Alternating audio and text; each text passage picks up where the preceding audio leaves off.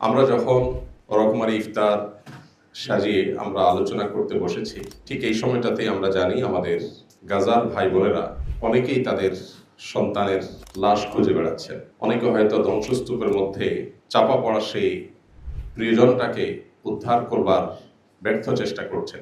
আমরা যখন রকমারি খাবার সামনে রেখে কি দোয়া পড়ব, কি দোয়া করব, সেটা নিয়ে আমরা মগ্ন আছি, ঠিক তখন তারা হয়তো হসপিটালে নিজের আত্মীয় স্বজন নিয়ে হয়তো দৌড়াদৌড়ি করছেন, হয়তো অ্যানেস্থেসিয়া পর্যন্ত নাই, অপারেশন করবার মধ্যে মিনিমাম যে আয়োজন সেটা পর্যন্ত নাই।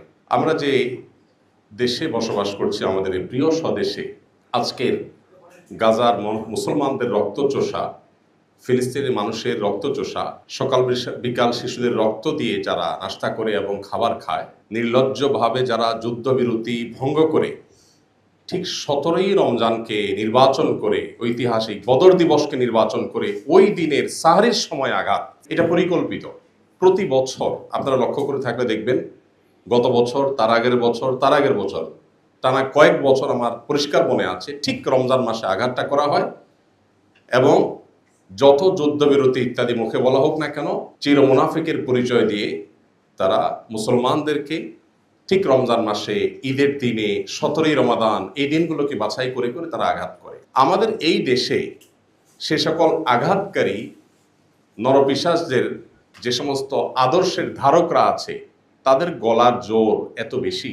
আমার অবাক লাগে, আমরা বেঁচে থাকতে এই দেশে অন্তত বসে কিভাবে এই মানুষ খেকোদের আদর্শের ধ্বজাধারীরা উঁচু গলায় এদেশে কথা বলতে পারে। কতটা নির্লজ্জ হলে মানুষ, কতটা বেহায়া হলে মানুষ এরকম খুনের সপক্ষে সাফাই গাওয়া কিংবা খুনিদের ব্যাপারে মৌন সমর্থন, নানাভাবে তাদের আদর্শের সমর্থন একজন মানুষ কিভাবে করতে পারে। ধর্মীয় দৃষ্টিভঙ্গি আমরা একটু সাইডেই রাখলাম। আমার মনে হয় এটার জন্য আমাদেরও দায় আছে। আমরা একটু ঝেড়ে কাশতে পর্যন্ত অনেক বেশি ভয় পাই। আমাদের কাছে আমাদের চাকরি, আমাদের অবস্থান, এগুলা এত বড় হয়ে দাঁড়ায় যে আমার মিনিমাম বিবেকের তাগাদায় যে কথাটা বলা দরকার, যে দায়িত্বটুকু পালন করা দরকার, সে দায়িত্বটুকু পালন করতে পর্যন্ত অনেক সময় আমরা পারি না। আল্লাহ তাআলা আমাদেরকে অন্তত এখন সুযোগ করে দিয়েছেন, অন্তত মুখ ফুটে কথা বলবার। আমরা যদি সে দায়িত্বটুকু পালন না করি, তাহলে আল্লাহর কাছে আমাদের দায় হবে অনেক বেশি।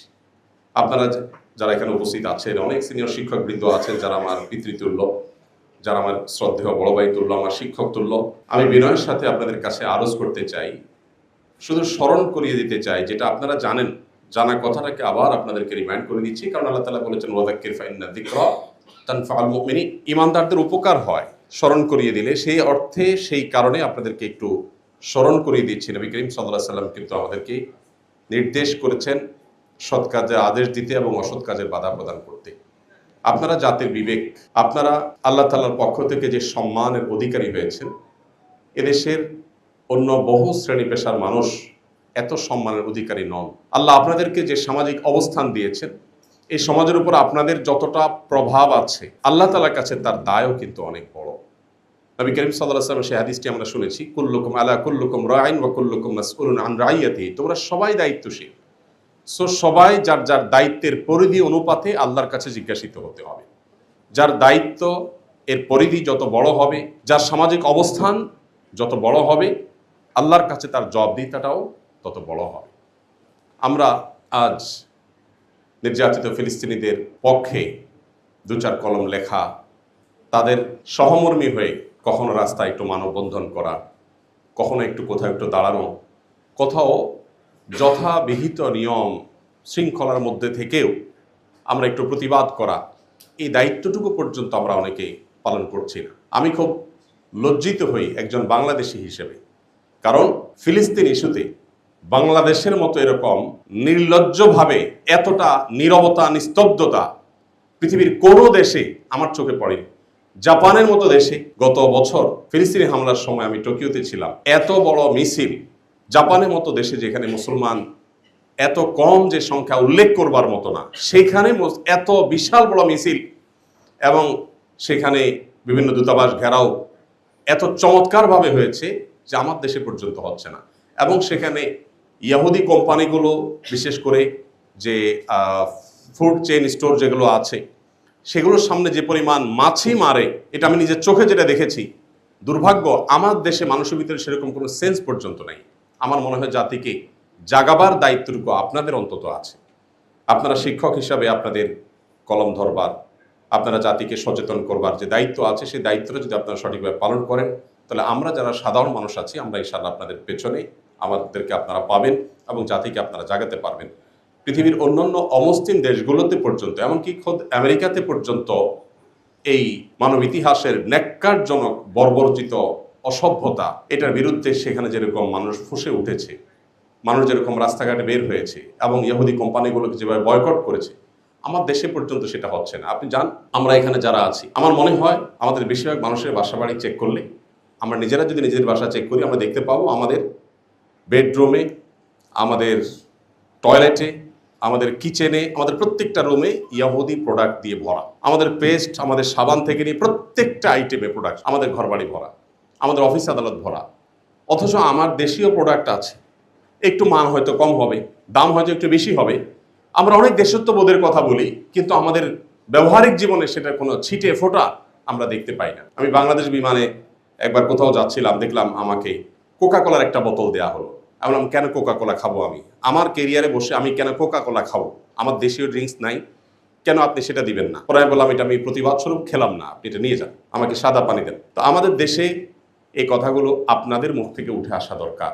আপনাদেরকে বলতে হবে, শ্রদ্ধেয় শিক্ষকবৃন্দ, আপনারা যদি সৎ কাজের আদেশ এবং অসৎ কাজে বাধা প্রদান করার এই যে মহান দায়িত্ব আছে, এই দায়িত্বটুকু আপনারা যদি আদায় করেন, তাহলে সেক্ষেত্রে আজ মানবতার সবক দেওয়া মানুষগুলো, যারা আমাদেরকে সকাল বিকাল মানবতার সবক দেয়, তাদের মানবতার আসল রূপ কি সেটা আমরা প্রতিনিয়ত দেখতে পাই। পশ্চিমে ইউরোপের প্রত্যেকটা দেশে গেলে দেখা যায়, যারা আমাদেরকে সারাদিন সংখ্যালঘু সংখ্যালঘু অধিকার বলতে বলতে বলতে বলতে মুখ দিয়ে ফেনা ছুটায়, তারাই শুধুমাত্র মুসলিম হওয়ার কারণে অহেতুক প্রত্যেকটা মানুষকে হ্যারাসমেন্ট করে, প্রত্যেকটা দেশে অলমোস্ট। তো তাদের ভালো মানুষের এই যে মুখোশটা আছে, এটা সরাবার দায়িত্ব আমাদের।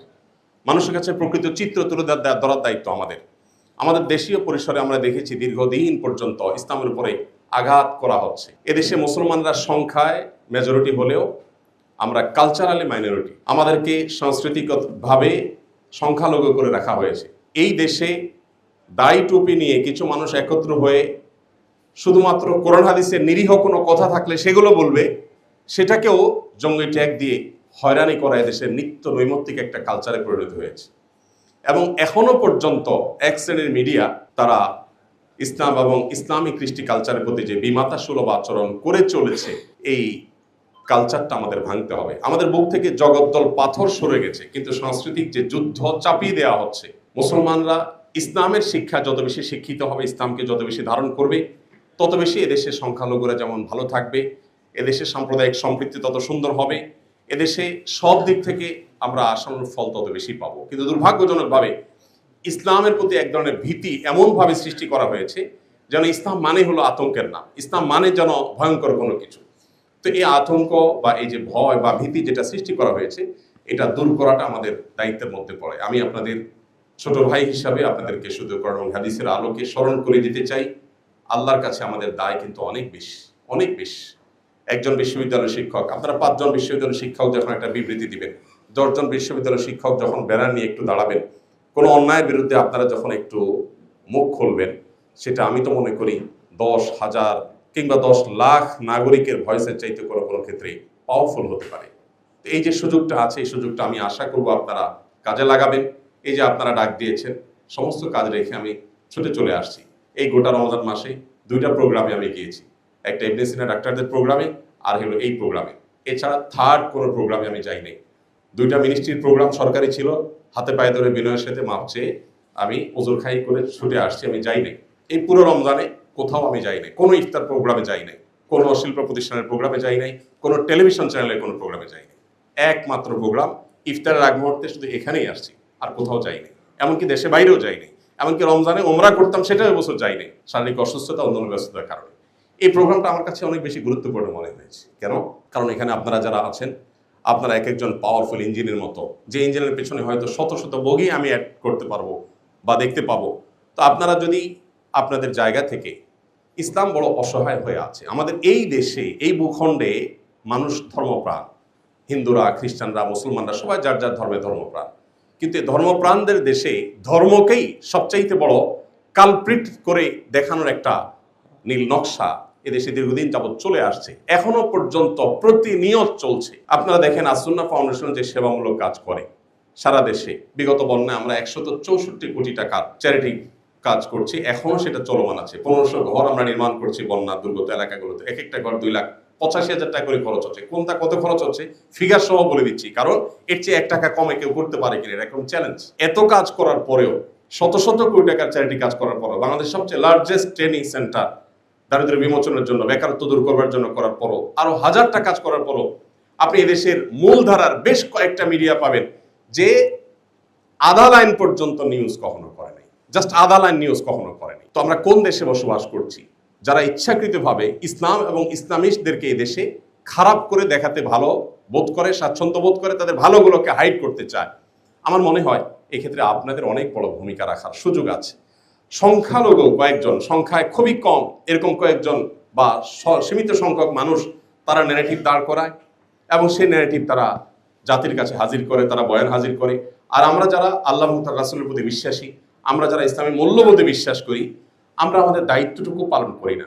আল্লাহর কাছে কি জবাব দিতে হবে, নবী করিম সাল্লাল্লাহু আলাইহি সাল্লামের কাছে কি জবাব দিতে হবে কিয়ামতের ময়দানে? যদি তিনি জিজ্ঞাসা করেন যে আমার দিনকে এত ছোট করা হয়েছে, আমার দিনকে এত তুচ্ছ করা হয়েছে, আমার আদর্শকে এত বাজেভাবে উপস্থাপন করা হয়েছে, তোমরা তোমার আদর্শে বিশ্বাসী ছিলে, তোমরা তোমার দায়িত্বটা কতটা পালন করেছো? আমার তো মনে হয় যে আপনারা সবাই যদি আপনাদের জায়গা থেকে, আমরা যদি সবাই আমাদের জায়গা থেকে আমাদের রোলটা প্লে করতে পারি, আমাদের দায়িত্বটা পালন করতে পারি, তাহলে ইনশাআল্লাহ আমরা এই দেশে দীর্ঘদিন যাবৎ যে জুলুম দেখে আসছি, যে বৈষম্য দেখে আসছি, ইসলামের প্রতি বিশেষ করে যে বিমাতাসুলভ আচরণ আমরা দেখে আসছি, সেটা হয়তো কিছুটা হলেও লাঘব করা সম্ভব হবে। তো আমি আশা করব যে আপনারা কাঁধে কাঁধ মিলিয়ে, বিশেষ করে সিনিয়ররা যারা আছেন তারা নেতৃত্ব দিয়ে আমাদেরকে এগিয়ে নিয়ে যাবেন। ইনশাআল্লাহ আপনাদের এগিয়ে যান, আপনাদের পেছনে পুরো জাতিকে আপনারা পাবেন। আমরা দেখেছি যে জুলাই আন্দোলনের সময় কিভাবে সারা দেশের মানুষ ঝাঁপিয়ে পড়েছে। দেখুন, দিন শেষে আপনাদের বিশ্ববিদ্যালয়ের শিক্ষার্থী এবং শিক্ষকরা আপনারা নেতৃত্ব দিয়েছেন। আপনারা যখন নেতৃত্ব দিয়েছেন, দেশের ইমাম, মুয়াজ্জিন, সাধারণ মানুষ, রিকশাওয়ালা, খেটে খাওয়া শ্রমিক সবাই কিন্তু ঝাঁপিয়ে পড়েছে। অতএব এভাবে প্রত্যেকটা ক্ষেত্রে আমরা দেখতে চাই যে আপনারা নেতৃত্ব দেন এবং দায়িত্বশীলতার জায়গা থেকে আপনারা ফিরে চলে আসেন। আল্লাহ তাআলা আপনাদেরকে, আমাদেরকে সবাইকে তৌফিক দান করুন। আজকের এই চমৎকার আয়োজন করবার জন্য আয়োজকদেরকে আমি ধন্যবাদ জানাচ্ছি এবং আমার আজকের এই আয়োজনে সামিল হওয়াটা আমার নিজের জন্য অনেক বড় সৌভাগ্যের ব্যাপার, কারণ আপনাদের সামনে আমি উপস্থিত হতে পেরেছি, 2-4টা মনের কথা আমি আগোছালো হলে উপস্থাপন করতে পেরেছি, এটা আমার জন্য সৌভাগ্যের বিষয়। ফিলিস্তিন ইস্যুতে আমাদের যেরকম বিশেষভাবে ভয়েস রেজ করা দরকার, আমাদের প্রতিবাদ মিছিল হওয়া দরকার। এদেশে একটা প্রতিবাদ মিছিল গত এই 2-3 বছরেও ফিলিস্তিন ইস্যুতে এত গণহত্যা হলো, সেখানে চোখে পড়ার মতো বা আন্তর্জাতিক মিডিয়ায় আসার মতো একটা বড় মিছিল এখনো পর্যন্ত হয়নি।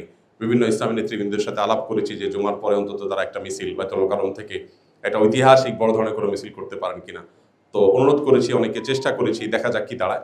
তো আমরা আমাদের জায়গা থেকে অন্তত, আপনারা বিশ্ববিদ্যালয়ের শিক্ষকরা যদি আপনারা একটু দাঁড়ান কোথাও, আপনারা আপনাদের মতো করে দাঁড়ালেন, আপনারা 100 জন 101 জন বিশ্ববিদ্যালয়ের শিক্ষক যদি একটু বিবৃতি দেন, আমাদের মেয়েরা যখন একটু পর্দার জন্য হ্যারাসমেন্টের শিকার হয়, দায়ের জন্য যখন কোনো জায়গায় হ্যারাসমেন্টের শিকার হয়, আমরা যত কথাই বলি না কেন, আপনাদের 10 জন বা 20 জনের একটা বিবৃতি, আপনাদের একটা বক্তব্যের ওজন অনেক বেশি।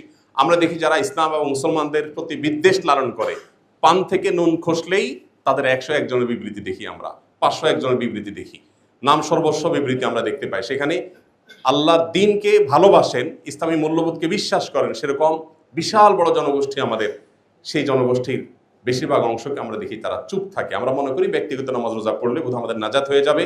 আমর বিল মারুফ এবং নাহি আনিল মুনকার, সৎ কাজের আদেশ এবং অসৎ কাজের বাধা প্রদান না করলে আল্লাহর কাছে জবাবদিহি করা লাগবে, এই দায়িত্ববোধটা আমাদের অনেকেরই কিন্তু একেবারেই স্মরণ নেই। আমি সেটা আমার নিজেকে স্মরণ করিয়ে দিচ্ছি, আপনাদেরকেও স্মরণ করিয়ে দিচ্ছি। আল্লাহ তাআলা আমাদের সবাইকে আমাদের দায়িত্বশীলতার জায়গা থেকে সৎ কাজের আদেশ এবং অসৎ কাজে বাধা প্রদান সর্বশক্তি দিয়ে আমাদের সামর্থ্যের মধ্যে থেকে আল্লাহ তাআলা আদায় করার তৌফিক দান করুন।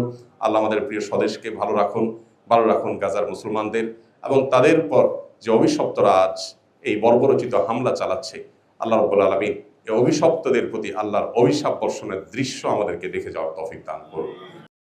আস-সুন্নাহ ফাউন্ডেশন, উম্মার স্বার্থে সুন্নাহর সাথে।